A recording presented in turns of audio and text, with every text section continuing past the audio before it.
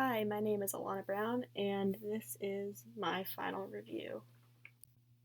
When we first started this project, I was excited because it would allow me to build multiple structures, and I really enjoy woodworking and experimenting with different ideas. Although I already had some experience woodworking, I basically had zero experience with shaping wire and sculpting. So it was interesting learning the different techniques to create the wire hand. So these glossary terms I felt were the most prominent throughout this project, cladding and bounding box especially, because they were the main elements of the project, and also shadow, because that was basically the whole purpose of completing this assignment, to understand how light can interact with an object and see the outcomes and the effects of the shadows through the wire. And I had originally chosen this hand position because I thought it was pretty unique and interesting since you don't really see it that often, and I thought it would be interesting to study more. And when I first started building the wire hand, I had started at the wrist because I thought it would be easier to build off of and then create a simpler 2D shape of the fingers and the rest of the hand. And after the 2D shape was completed, then I would just wrap wire around the fingers and the rest of the hand to create a more 3D shape.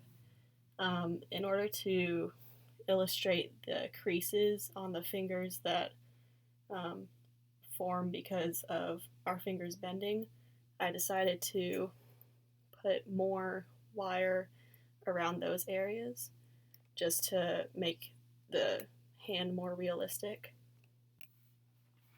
And so these are the drawings of my hand with shadows behind it. And since I had made more of a 3D hand that has more wires closer together, it was harder to get a good shadow because the wires were blocking the light from shining through. But I still got a few shadows that I could draw.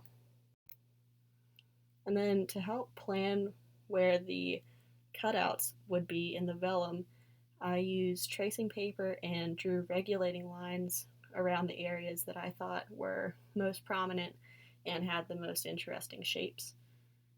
So the picture on the left is the back of the cladding, and the picture on the right would be the front of the cladding, the front of the box. And so sketching these corner pieces when we first started building the frame, the wooden frame, it let me see different designs and how those designs would work, and it also let me experiment with which corners I wanted to use and which corner I thought would be appropriate for this project.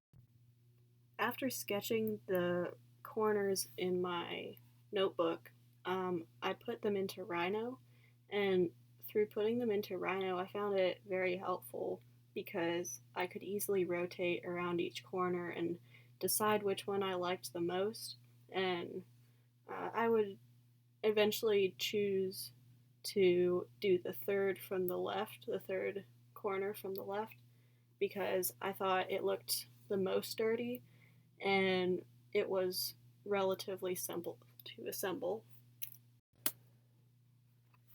And so starting the bounding box was a little overwhelming at first, but creating a set of instructions illustrating each step helps simplify the process.